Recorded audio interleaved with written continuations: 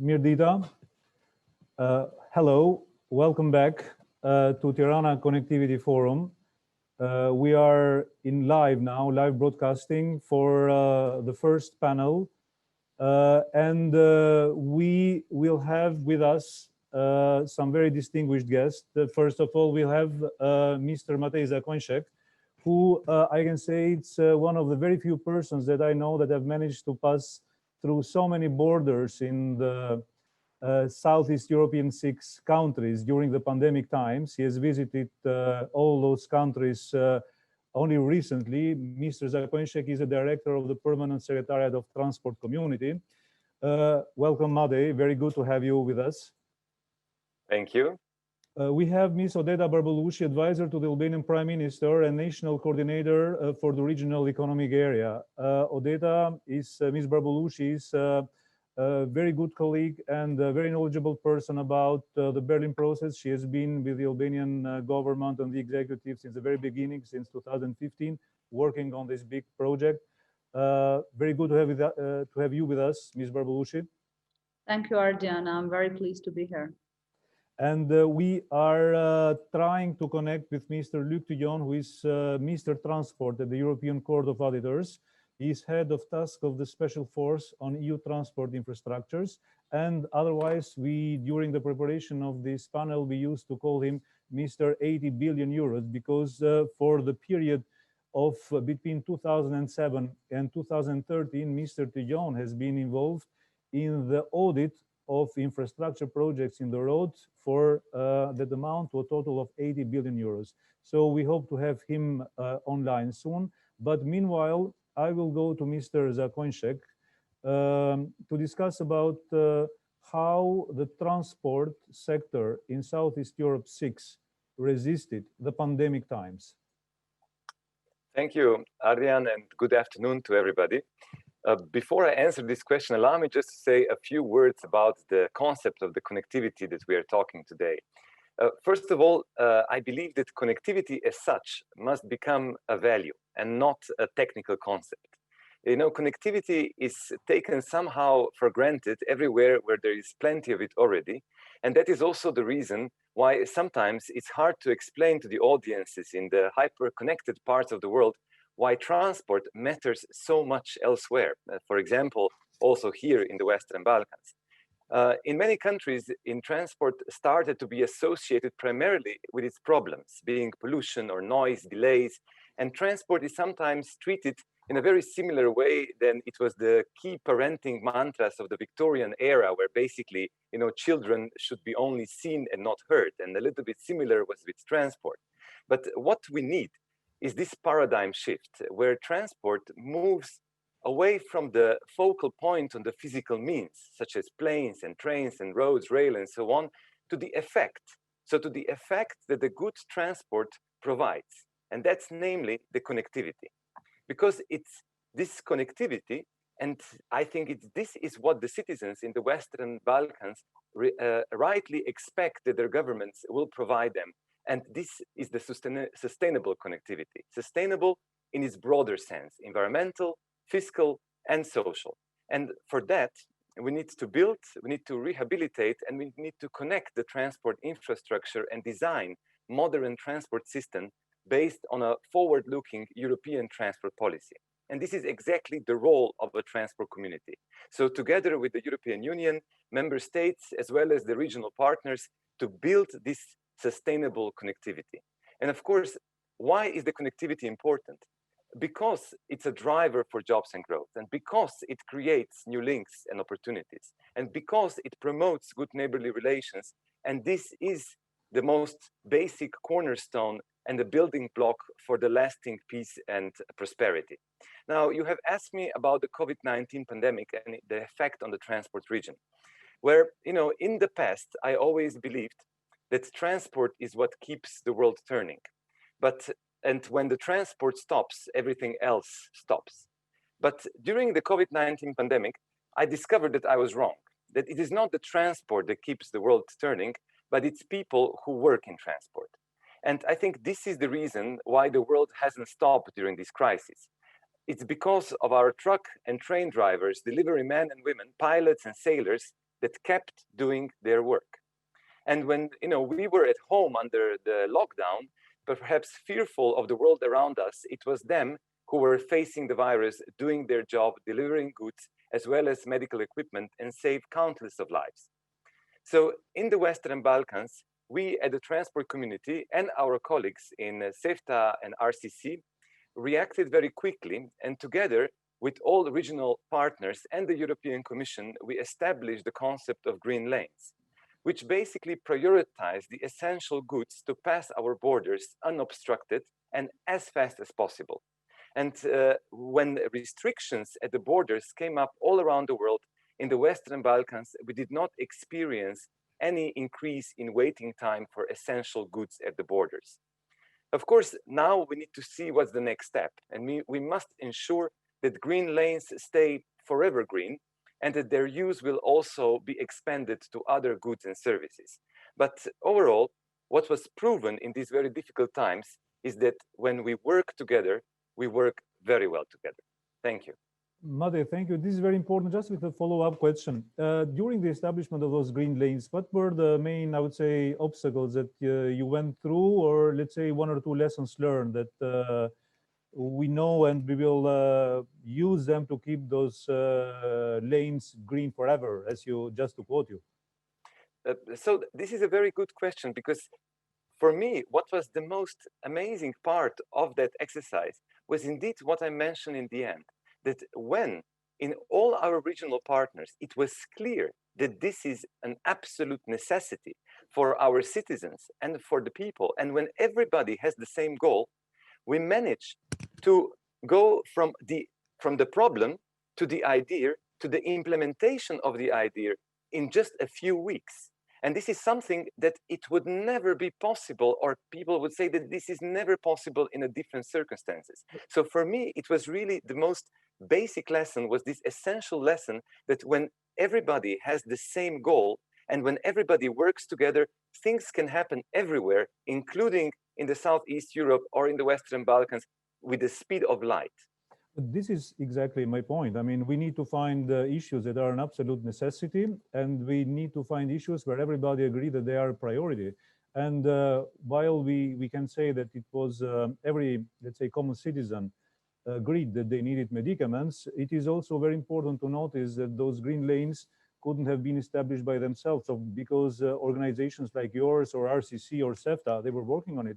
Without the cooperation of national governments and of the executive, it could not have happened. So, and this brings me naturally to our next panelist, Ms. Barbullushi. It was an absolute necessity for the governments to open those green lanes, to work together. What did you do to agree? I mean, but the governments, how the governments did manage to do it, and how Western Balkans or Southeast Europe 6 show that when we want something, we can achieve it. Thank you, Ardian. To answer your question directly, the best thing starts from a very simple idea. The idea it was that in the context of the crisis caused by the pandemic, our markets were more fragmentized than usually. People could not move freely. The goods would need to circulate from country to country, and particularly with regard to primary goods and medical supplies. So if you go back a few months now, which looks a very long way, in March, we were considering what we would do to keep trade going and to keep medical supplies going. And this is where we started talking. I remember our first meeting as Sherpas of the governments of the Western Balkans with RCC, with CEFTA and transport community, how we can establish a sanitary corridor to make this possible, with the idea of also not only simplifying the procedures, but also helping with the infrastructure, helping with the system of circulating the information in real time, or pre-arrival before the trucks were arriving. Some of these measures we have been thinking of putting in place and implementing for over a year now, and some of those commitments are part of our commitments of Protocol 5 of CEFTA and of other regional commitments. But the pandemic accelerated this process. And I think in line with what was said previously, I think there were one or two lessons which we draw from that. A, political will was there. All countries were committed to doing that. And we saw that there was no plan B.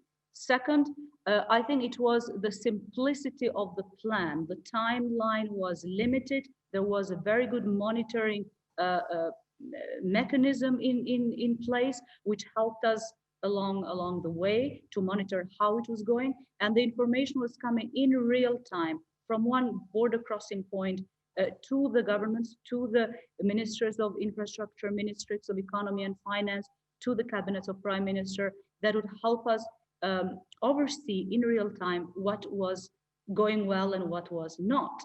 The other, I think, which was the other good, let's say, practice of all this was, as it was also said, that the complementarity of different regional initiatives was very good. RCC worked with CEFTA and with transport community hand in hand and with national governments in implementing this. And we are very much committed in extending the idea, the concept and the initiative in practice of green lanes beyond the immediate crisis of the pandemic. This is what we are doing now, and I think this is not simply part of the vision of regional connectivity and regional cooperation, but also can be a first step towards better integrating the economies of the Western Balkans with the common market, the EU. Can I interrupt you here, because there is a discussing, if I may elaborate just in a matter of seconds. Well, this is what we have been discussing since March onward, how we can also extend the same methodology, the same system of also arrival system of information and so on, to the border crossing points with bordering EU member states. And I know this can sound a very simple idea, but we are talking about a very practical idea of approximating the common market with economies or the economic area of Western Balkans. But this is exactly what I wanted to point it out when you mentioned the methodology, and also using this, let's say, this calamity, this pandemic, as an opportunity to go forward and to identify what we can learn from it. I mean, can we be realistic in thinking that we can create a kind of, let's say, a compendium of or a best case practice from what we have learned from the establishment of green lanes, for example, that can be replicated and promoted in another regional cooperation situation in the peninsula? Is it feasible? Is it a realistic idea? I think this is Well, yes. Sorry. This Okay. is not only, I think, realistic, this is already what we are all planning as well as working on. But as Ms. Barbullushi mentioned, you know, when we talk about the borders, of course, this brings together transport, which is one part of it, but then it also, of course, brings police, phytosanitary inspections, customs, and so on. So the system is very complex. So, but still, the complexity of system is such. What is our goal in the end? That the waiting times at the borders should be minimized. Should be minimized for citizens as well as for the businesses. And this is the key. So we need to work together to see how we can make sure that instead of 20 trucks per hour on a certain border, we can have 40 trucks per hour. How we can make sure that our citizens, visitors, and everybody else wait the minimum time. And this is our goal. This is the end goal of what we are talking about. And of course, for that, we need to work all together. And of course, the transport is one part, but that's why it's very good that this has such a strong steer also from the highest offices, from the prime ministers, because this really needs to be a joint effort. Ardian, if I may respond please. to that, yes, it is true. Transport is a crucial element, an important pillar of what we are discussing. But also when we are discussing about connectivity, trade, deepening the four freedoms is also very crucial. And here I would like to say that the governments and the countries of the Western Balkans have taken a sense of new regional ownership in regional cooperation and regional connectivity. And I think this is one of the good stories we can take out of this moment. It started before the pandemic with a number of initiatives, with a renewed interest in regional cooperation from 2019 onwards, but I think the pandemic accelerated it. And so when we speak about the border crossing points, our aim is to turn all of them into one-stop shops. We have very good practices in the case of Albania and connectivity of Albania with Montenegro, with Honeyhoted. We are trying to do the same with the border crossing point of Mauritian, of turning it into a crossing point for goods as well as for people. And we are in the works. We are very close to signing the agreement with North Macedonia on Chafana, with the same vision of turning that border crossing point to a one-stop shop. So we are bilaterally, and in the context of all Western Balkan 6, we are working towards that goal. A third component, which I think is very important in this conversation, is a digital connectivity. The pandemic also accelerated our efforts and laid open the need for e-commerce, for more or better, stronger synergy in sharing communication, in strengthening interoperability between our border crossing points in the region and customs services and so on. And that's also important for what we discuss now, and it is a renewed, or I think a rather novel element in the discussion of regional cooperation, the sustainability and the green element of all this. So if we are thinking of digital connectivity, we are actually discussing and thinking ahead about sustainable connectivity in the region. And this is something that we are very much looking forward to seeing the new package, the EU package for investment and growth in the Western Balkans, and seeing this element highlighted and more investment in digital connectivity in the Western Balkans.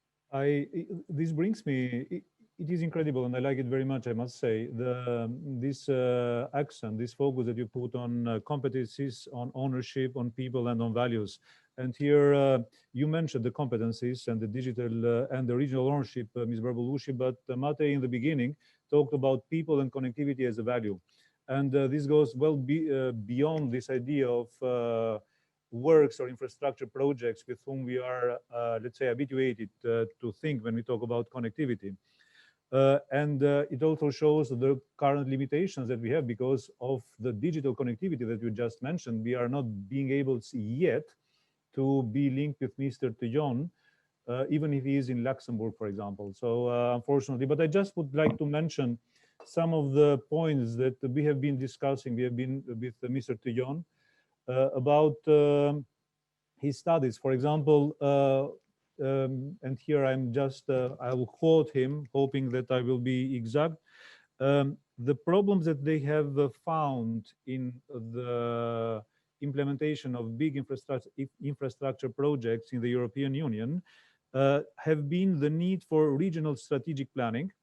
And this is very important, the need for regional strategic planning, the key word is regional, a cost-benefit analysis, the weight of bureaucracy, and also overcapacity or not used infrastructure. And I bet that those issues that are also issues that many of the countries or of the project in our region, Southeast Europe 6, share as well. I mean, the need for regional planning, for cost-benefit analysis, and the weight of bureaucracy.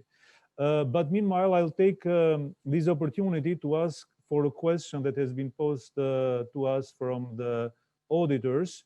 And it concerns how planning of regional infrastructure projects can better take into consideration the global trade dynamics and the country specifics. I think it's of very much priority with what's going on in the world right now with this deglobalization or this teaching. I don't know, Matej, maybe you will have you have something to say? First of all, I think this question is very important, and you know all the comments that you have made before, and also what Odeta just mentioned, says that when we are planning infrastructure and when we are planning the connectivity, we need to think about the network approach. And when I say the network approach, this is the same approach for all the so-called network industries, being transport, digital, people to people, as well as, of course, energy. So these are the network industries which needs to be planned commonly and needs to be planned on the same on the same system, because that's the only way how we can make sure that one benefits from the other. Transport is one of the bigger users of the energy, at the same time is also one of the biggest users of the digital means, with also 5G and everything else coming along. So it's absolutely necessary that this coordination between different network industries are happening together, because that's the only way that we get a network effect on our investments. Because as we always say, you know, the road, 200 kilometers of the road can be much more effective if it is, of course, connected with the rail, with the trains, with the energy supplies, and so on, and with the digital means. So that's the only way we can do it. And of course, this region, the region of the Western Balkans, the region of the Southeast Europe, is so small, but so also with so many possibility of the interconnection, that if we do not take into account what I said, the network effects of other industries, but as well as, of course, the countries just around the corner, but even bigger, you know, the region as such, we do not, basically our investments will never be value for money, or they will be basically not scaled appropriately. So that's why it's the regional approach is the only approach that really makes sure that the taxpayers' money is well spent. Absolutely. And this question of efficiency, it's very much expressed by quoting you these multi-layered and multi-sectoral networks. Odeta, you work in the Office of Prime Minister, which coordinates the National Single Project Pipeline, and also the policy making and the reform measures. Your specialty is regional economic area, and now I know that you are working on planning REA 2. So what's your take on this need for, let's say, better national coordination? It was also mentioned by Commissioner Varhelyi in his address to Tirana Connectivity Forum, better planification, and also better regional coordination to identify the most cost-efficient and necessary projects. Definitely. This vision of a multi-layered connectivity is in fact at the core of our plan, of our package of regional economic area 2. We are thinking of not only deepening the four freedoms, freedom of a movement of people, of goods, of service, and capital, but also of creating space of investment, of innovation and industrial policy, and as well, and the Western Balkans as a space of or unified digital space. And it's very important to think along these three axes, because it was said here, we are talking about connectivity of people, trade, transport, and technology networks and innovation. In some areas, in some of these areas, we are lagging behind. We are lagging behind the European Union. We are lagging behind even other countries of Southeast Europe, which were the last one to accept to become members of the European Union. And when we do compare also the investment and the financial instruments that were invested in these areas, we are still very far from where we should be. So this is why we are looking forward for a new package of investment along these axes. And I think that must go along, of course, with our side, with the countries of the Western Balkans complying and meeting the commitments they have already taken as part of their economic reforms, but also better coordination. And when I mentioned at the beginning a stronger sense of ownership of regional cooperation, that is what I also had in mind, the awareness of the public administration of the benefits and of what it takes for the region to become more integrated economically and what the benefits of that are. And in that sense, I also appreciate the opportunity to be able to communicate to the citizens, to businesses, to civil society and expert community of what regional cooperation does in the end. Once that there is that awareness, then the public administration is also more mobilized to work in that direction.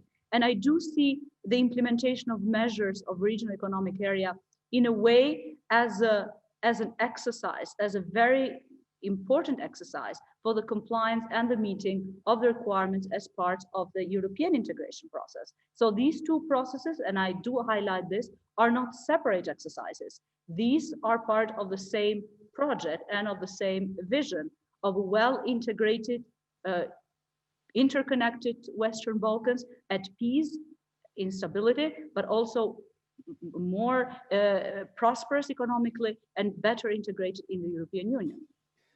Mr.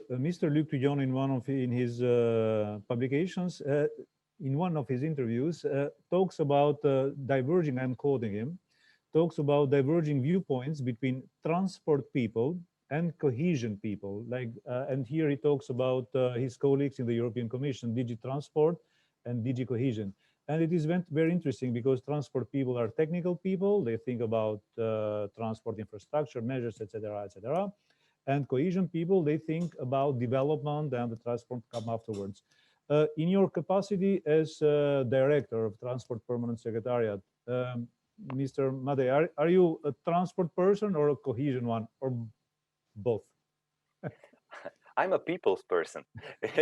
I really do believe that, and this is also something that I think is really important, because in the end of the day, whatever we do, we always have to ask ourselves, how will a specific project, how will a specific policy, how will a specific policy help for us to achieve the political aim of bringing people closer, reducing the travel time, wait at the border, because these are the real things that people care about.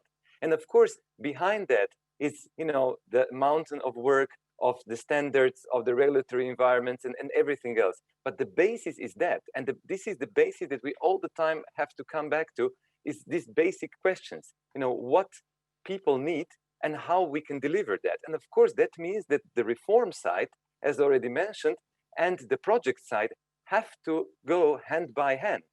They are the different side of the same coin, because only if we do reforms, and only if we, of course, and reforms in the respect of Western Balkans and this area, is the approximation as well as the implementation of the EU legislation. But what does this mean? This means standards. This means standards, of adopting standards, how we do it, where we do it, on what kind of standards we use in order to build the new roads, to make sure that, for example, road safety elements are already inside when we are building them, and so on. So these are the standards on which we then do, of course, the infrastructure projects. But only when they are together, we get the effect, which is the one which is perhaps lacked in some of the projects in the past. And this is what we try to change, what we are doing from the transport community. But this is also, of course, we are just there to help our regional partners, because they themselves have pledged that this is the path that they want to walk. And so we are here just to usher them and to help them and to assist them where necessary in order to achieve that. But in the end of the day, it's not a difference between a train and a plane. It's a difference between what we want to achieve for the people that we serve. Great. So transport for the people is your mantra as the new director. Exactly. Perfect. You could say so. Perfect. So, but in our studies, in our research on connectivity, and we've been doing it since 5 years now, we have noted that the people, or let's put it civil society organizations as a kind of representative of the people, may have not totally profited from, let's say, the opportunities, or there were not enough opportunities or enough space. Odeta mentioned creating space before to participate, I would say, for every phase. From the project identification into environment and social impact. Of course, this is the part where citizens and the CSOs are involved, but also about looking about the works or monitoring after the works are finished. How will you bring people? How will you get them? You give them a voice to be more, let's say, more vocal, more relevant in deciding which projects to prioritize, in which project to invest, and maybe do we need to invest in transport after all? Shouldn't we invest only, to quote again Odeta, in school or in social or in health or in digital? How to get people in? How to get people on board? So first of all, it is not about, again, it's about we need to invest in the idea for which the people expect us to achieve. And if we achieve this idea by connecting the transport and, of course, also energy, digital, this is not one or the other. It has to be done together, because the moment, and this is also perhaps, this usual dilemma that we really try to, surpass, that, if we invest in the rail, we will then not invest in the road. If we invest in this, we will learn, it is not about the competition. It's about really cooperation, really seeing what is the best? Is it the best that we have a 10 kilometers of new road that will actually have in the end the multimodal transport link that will then that the goods can then go on the train and then to the inland waterways? What is the best way of doing this? Can we have the hydrogen for trucks and electricity for the cars in the future on our roads and so on? So these are the discussions that we need to have. And of course, this is something where bringing people in is an absolutely must, of course, and this is the first thing that the government wants to do and the government should do in the region. And here, it is the role of the governments to really make sure that the projects that that they are proposing, that we are supporting, are the one that also have, of course, the support from the people that they're all serving. Odeta? Ardian, if I may, yes, I agree with Matej. We share the same vision. And we share the same vision of interconnected region, and transport is a crucial element in that. As a government, we ask slightly different questions, or we ask about different instruments we can use to arrive at that vision and that objective. And alongside transport, building roads, building better connectivity, physical connectivity, we ask at the same time what segments, what regions of different countries we are connecting when we build a new road, when we build a new railway segment. And that is a very crucial, very important question as well, because it does address, or it seeks to address, socioeconomic challenges, socioeconomic dynamics on the ground. And I think these are both, sides of the same coin. When we think of roads and we think of railway, when we think of digital connectivity, we're always thinking who is benefiting.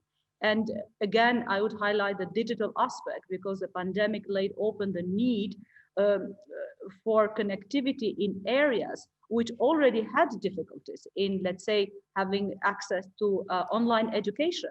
How do we bring broadband to those areas, which may be, in most cases, more often than not, cross-border areas between countries, more sort of disadvantaged because of their own position, geographic position, or historic legacy, or so on. So these are some of the questions as government that we ask as governments, taking a more holistic approach and asking about the impact, medium term, long term, in areas which we aim to connect. And to that connection, I may also circle back to your question about the planning of regional economic area 2. This is a crucial element of REA, to use the acronym of REA 2. The socioeconomic aspect of it, the innovation, the research, and mobility.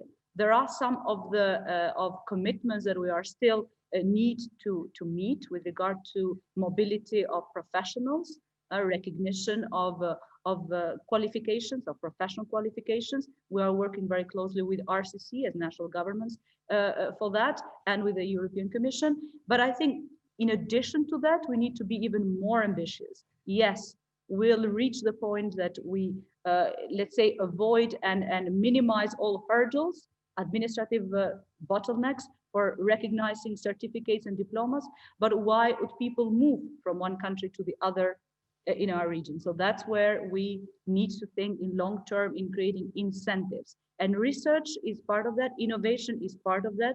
And I think this is one of the elements we're highlighting in the new package of regional economic area, how to bring the innovation in the region closer, or at least to narrow the big gap, the wide gap in innovation between the European Union and the Western Balkans. And how to facilitate also labor freedom, freedom of movement of labor from the Western Balkans into the EU. That would be a next ambitious step, which I think would bring the region closer to the EU market. I like very much this idea of yours, Odeta, when you say, okay, it's so excellent to build roads and transport networks and rail in place, but we need to build connections between people so that they have an incentive to move. So, and this brings me, I just want to go back a little bit on the digital. I know it's your, how to say, pet sector, preferred sector. I've been working a lot on it. And if I'm not wrong, Albania is the only country that has profited until now, at least, a grant for WBIF for a digital project on broadband. Can you tell us a little bit more? What does it mean, and why it's special? I mean, because it's the only one, at least for the moment. Well, it's true. I mean, in addition to maritime connectivity, the digital area is the other second let's say, component, an area in which Albania has benefited. We've been the first to have access to Western Balkan Investment Fund grants. And I think the importance of that is related to everything we were discussing, to the different components, to e-commerce, to interoperability between different border crossing points, to e-education, and also to what we call now digital literacy, which again has gained new importance in the context or in the phase of the crisis caused by the pandemic. We're speaking about companies, about private sector, which needs digital literacy to perform some of the tasks which now are required by the market. So when we talk about broadband, and allow me to sort of draw a parallelism there, or a parallel line there, a metaphor of electrification of countries in the post Second World War in this region. That resembles very much that sort of evolutionary step, to have broadband everywhere, to cover the entire territory and to cover the entire region. I think that the benefit of that, the impact of that, would be perhaps comparable to electrification of all villages, rural areas, and the entire territory in this region. So I think we cannot really emphasize enough the importance of digitalization, but at the same time, and here I would speak as someone trying to discuss, to take your chair, or to speak from your shoes, not only from the position of someone who plans and who monitors and speaks from the government capacity. It's important to think of digitalization not only as a means, as an instrument, but as a pillar of connectivity and regional cooperation, as something which enables, let's say, all other, or connectivity in other areas. Thank you. It is most interesting. I'm really so sorry that we could not have Mr. T'Joen in our debate. I've been communicating with him right now while we have been discussing, and there are some points that I'd like to share with you and with the persons that that listen to us, and maybe to use those points as, let's say, topics for the closing of this panel. It's very important, maybe we can come back to it, Matej, afterwards, focus on maintenance. Not only on building new infrastructure, but also on the maintenance of the current infrastructure. Him being an auditor, he mentioned something that I like it very, very, very much. It's audits, here I'm quoting, being a reliable source of information for decision makers. It's something which is very important and allows us to learn from the others, but also from our former experience. He wants us to mention also the importance of topics such as decision-making, needs assessment beforehand, ex-post evaluation, learn from errors and experience of the past, as well as sustainability and maintenance of a project over several decades. So all these issues are issues that he has found during his work in the EU 27, well, 28, now 27, but they're all issues that I think, and he thinks, are relevant to be applied in our peninsula. About the maintenance, maybe Matej, if you want to, or any of these points that Mr. T'Joen mentions, if you have anything to add or to comment. Thank you for this. And indeed, the maintenance is the essential part of the planning. And this is also, and not only the maintenance itself, but specifically the money for the maintenance. And I think this is the key. And when we are planning the project, the money for the maintenance have to be already as the part of the price of the project, and the size of the project as well, and the complexity. Not only the maintenance, also, for example, the elements on the road safety, as I mentioned before, and so on. And this is exactly what we try to do in transport community with all our regional partners and with the EU, to really start the new cycle of planning the infrastructure, where all this is planned together, and where, of course, the maintenance plays an absolutely crucial role. And of course, the money which needs to be given for that, because that is usually why the maintenance is not done in a long run or in the mid run. And then, of course, the only problem with this is, or the biggest problem with this is, when the maintenance is not done, the price for a new infrastructure is usually much higher than the price of maintaining the current infrastructure. But again, I can give you a very good example for this. You know, we need in the region, for example, the regional maintenance plan for the rail.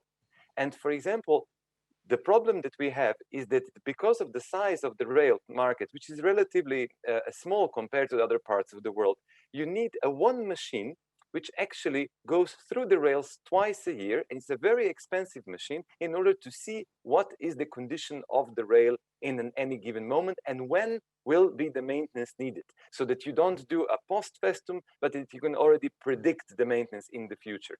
But of course, the size of the countries and the size of regional partners is such that it would make it makes sense that this is of course done together, because one of this locomotive could actually do the maintenance assessment on all partners, because it would not make sense to do it on only one. And this is exactly the type of the regional cooperation that we need in order, to make this a reality. So this was just a small example why the regional approach is the only approach that can work. I find it very interesting because we started this panel talking about cross-border and joint infrastructure, and now we are talking about joint equipment. It's great because, by definition, you cannot stop at the border. No. Odeta, what about this idea of planning, procuring, acquiring, co-owning, running, and new equipment between different countries in C6? Does it sound feasible from the executive point of view? I think that's the vision towards which we'll go, and it will not be only regional in the medium term, long term. It will be pan-European. I mean, this is a discussion we're having back in March about medical supplies, about public procurement, to counter the effects of the immediate crisis of the pandemic. And I think that debate is still with us. We are not finished. We haven't found final answers to that. And I think one way is, yes, to procure and buy and have joint or supplies in specific policy areas that can be very expensive to buy separately and individually. I think now we are in the process of also thinking of different instruments to counter crisis, emergency situations jointly, as in the framework of the joint government meeting we are having tomorrow with Kosovo. Let's say we are having one agreement which has as its subject exactly as better cooperation in the face of emergencies and crisis, and that can go from natural disasters to all sort of crisis. And I think that is important to take that step at a regional level. Well, I think we are reaching little by little the end of our allotted time, but I would like to draw 3 intermediate conclusions and leave you the closing word for the third one.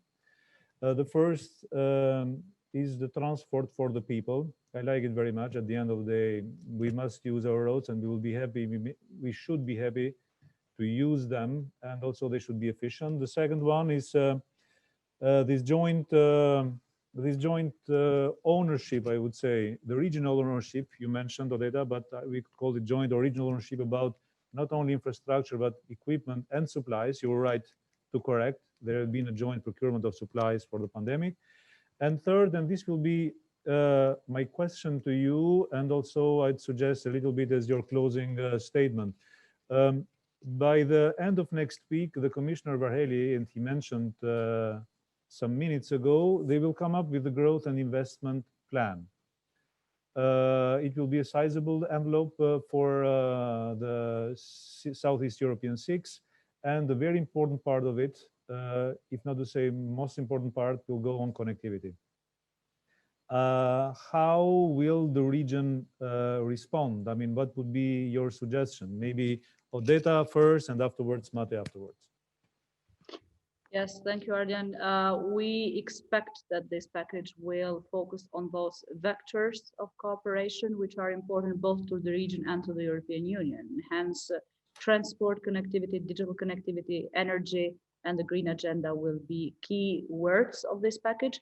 And I think it's important that we work jointly with the European Union on these areas.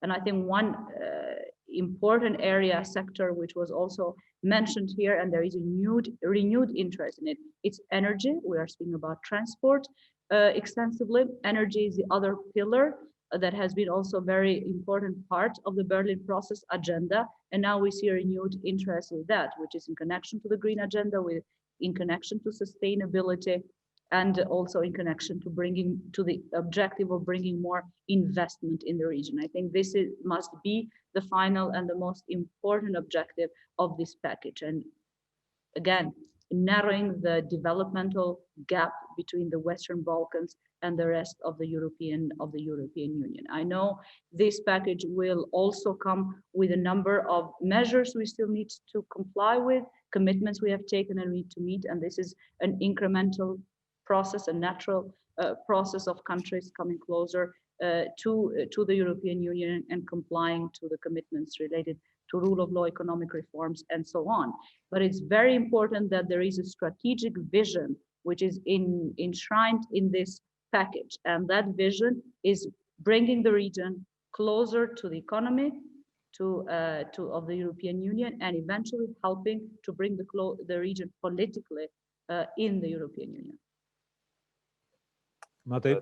Thank you very much. And indeed, what Commissioner Varhelyi mentioned in his opening remarks is the vision that will be presented, not only a vision, but also concrete steps how to achieve that in this economic and investment plan for the Western Balkans. And this is, of course, the vision that will also give us at the transport community, but also everybody else, basically a blue book of, what do we need to do and how do we need to do it, and of course with all the steps, and this is what we will be working for the next years to come. And of course our vision that we share, I think, with everybody is that it is interconnected Western Balkans where traveling with rail is our first thought and not the afterthought, and where the most of the heavy cargo is moved from roads to rail, as well as inland waterways and ships, where there are no more dead and seriously injured because of the road accidents on our roads, where the borders are not the source of frustrations and delay, but the concept of one-stop shop or one-stop go, as I like to say it, is a rule and not the exception. And where there is a daily express train connecting all capitals in the region, and where I can go for a visit to Tirana, have a meetings in the morning and come back the same day. So this is the vision which I think will be ingrained in this economic and investment plan, and we are here to support it from our side, and of course specifically working hand in hand with all regional partners, including of course Albania, which I was just there last week, and I have seen the energy and enthusiasm, and I am sure that with the people with all the people who are really wishing that, we will also achieve it. And this is something which that makes my life as well as my work just a joy. Ms. Barbullushi, Mr. Zakonjšek, Mr. T'Joen, if you hear us, it has been very nice and very fruitful to discuss with you. It is only a first step. I'm sure we'll meet later on to discuss about connectivity and in transport, but also in other sectors. Thank you very much for being with us. Dear our auditors of Tirana Connectivity Forum, this is the end of the first panel. We very soon, a couple of minutes, please stay tuned. We will go for the second panel on winners and losers of COVID-19 in Southeast Europe 6. We will have our invitees coming from Asia even, so please bear with us, stay tuned. Again, thank you very much, Matej, Odeta, for being with us. Thank you. Thank you.